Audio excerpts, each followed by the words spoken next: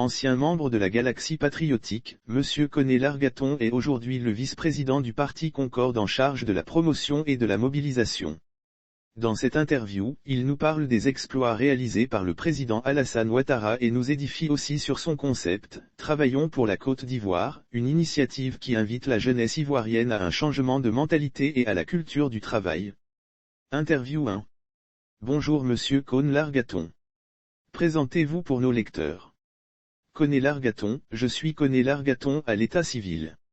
Sur le terrain politique je suis le grand cheval de la République aux ailes déployées. Je suis originaire de la cité du Tchologo dans le département de Ferkessédougou précisément de Kinyankaya du canton Palaga. Je suis vice-président du Parti Concorde chargé de la promotion et de la mobilisation. 2 anciens membres de la Galaxie patriotique sous le régime de la refondation, vous êtes aujourd'hui membre fondateur du Parti Concorde qui a rejoint la grande famille des oufouettistes c'est-à-dire le RHDP. Comment expliquer ce revirement ? Non, ce n'est pas un revirement puisque je n'ai appartenu à aucun parti politique avant la création de Concorde. J'étais juste un membre important de la Galaxie patriotique comme vous venez de le souligner. La Galaxie patriotique était un mouvement composé de plusieurs jeunes Ivoiriens qui avaient décidé de soutenir le régime de la refondation qui était en difficulté face à une rébellion venue du Nord. Nous étions mobilisés comme un seul homme pour défendre un régime qui était en plein mandat. À cette époque il fallait bien faire un choix entre les déstabilisateurs et ceux qui défendaient la République, entre Soro Guillaume à la tête de cette rébellion et Charles Blé Goudé qui au sud défendait le régime et les institutions de la République. Mon choix était vite fait et j'étais coaché par feu le président Laurent Donafologo. Je me suis engagé pleinement pour défendre un régime en plein mandat. C'était un choix de principe. Pour revenir à votre question, ma présence au RHDP n'est pas un revirement.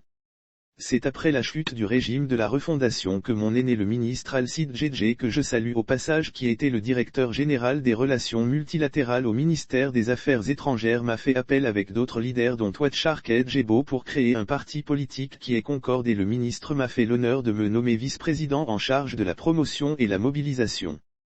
Très bientôt, nous allons nous fondre totalement dans notre grande famille le RHDP. 3. Le passeport de votre ex-compagnon de lutte Charles Blé Goudé alimente tous les débats, que pouvez-vous dire sur cette question ? Cette question est du ressort de la diplomatie ivoirienne et vous savez que tout ce qui porte sur la diplomatie demande la discrétion et la sagesse. Ce que je puisse vous dire est que M. Charles Blé Goudé aura naturellement son passeport. 4. Est-ce une annonce ? Non, je n'ai pas cette prétention d'être le porte-parole de notre diplomatie. Simplement, je pense que ce dossier doit être sur la table du président de la République qui comme vous le savez ne ménage aucun effort pour donner sens à la réconciliation. Avec sa volonté affichée de voir son pays réconcilié, je pense qu'il donnera une favorable au dossier Charles Blé Goudé et très bientôt, il sera parmi nous et pour retrouver sa famille.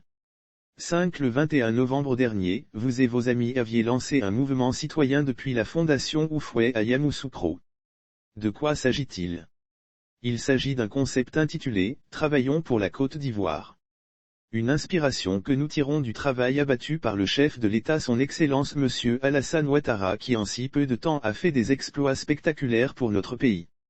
Dès sa prise de pouvoir, il s'est mis au travail et a mis les Ivoiriens au travail.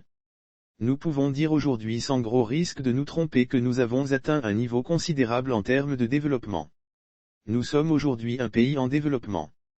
C'est donc cette force de travail du président Ouattara qui nous a inspiré à créer ce concept pour demander aux jeunes de Côte d'Ivoire de se lever et de se mettre au travail en prenant toute leur place dans le train du développement.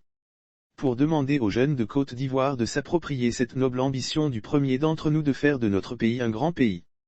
Notre inspiration est aussi divine dans la mesure où dans le livre saint il dit que l'homme se nourrira à la sueur de son front.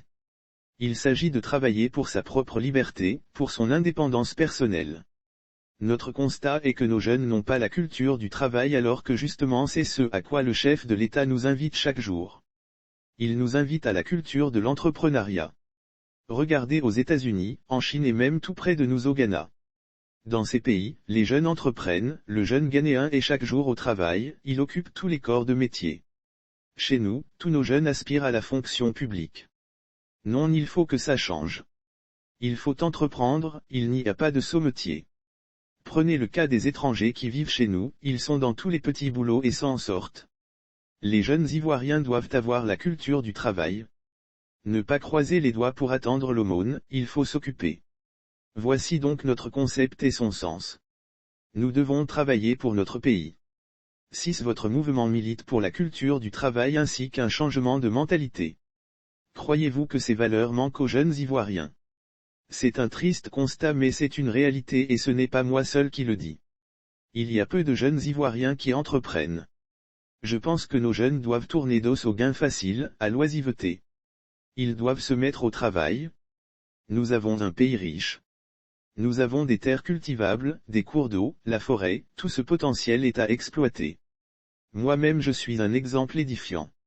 Je fais la politique depuis 20 ans, mais je n'ai jamais abandonné l'agriculture, c'est même avec ce que je tire de cette agriculture que je nourris ma petite famille. 7. Quelles sont les actions concrètes que vous prévoyez mener pour une prise de conscience collective? Nous allons prendre notre bâton de pèlerin pour sillonner le pays afin d'échanger avec les jeunes. Nous allons sensibiliser nos jeunes sur la culture du travail. Nous allons leur dire de ne pas trier le travail et à s'intéresser à tous les corps de métier, seul le travail conduit à l'indépendance. Nous allons organiser des séminaires de formation, des rencontres pour partager les expériences. 8. Parlant du travail et de la culture du travail, vous vous référez beaucoup au président Alassane Ouattara. Qu'est-ce qui vous fascine tant chez l'homme? Certains journalistes et certains historiens ignorent souvent le personnage Ouattara. Le président Ouattara est un descendant de l'empereur Sékou Ouattara qui était roi de Congo qui fut la capitale de plusieurs grands empires de l'Afrique de l'Ouest. Rappelons qu'après le passage tragique de Sémori Touré qui avait demandé à ses sofas d'exterminer tous les enfants, des prophètes avaient prédit qu'à Congo naîtrait un enfant qui deviendrait président de la République. Cet enfant en question descendant du roi de Congo est né plus tard à Dimbokro et s'ensuit ce que nous connaissons tout, brillant parcours scolaire et professionnel. Alassane Ouattara, descendant de Sékou Ouattara est aujourd'hui locataire du palais du Plateau depuis 2011. C'est un infatigable bosseur, un leader dans la sous-région, sur le continent et sur la scène internationale. Il a redonné à la Côte d'Ivoire sa place dans le concert des grandes nations. Digne héritier du père fondateur. Un tel homme ne peut être qu'une source d'inspiration. Pour moi Koné Largaton, le président Ouattara est un président de mission et non un président de mandat. 9. Que répondez-vous à ceux qui disent que le président Ouattara a échoué sur le chantier de la réconciliation? Non, le président Ouattara n'a pas échoué sur le chantier de la réconciliation. Quand vous regardez toutes les structures qu'il a mis en place pour la réconciliation depuis sa prise de pouvoir, vous allez comprendre sa disponibilité à voir la Côte d'Ivoire réconciliée.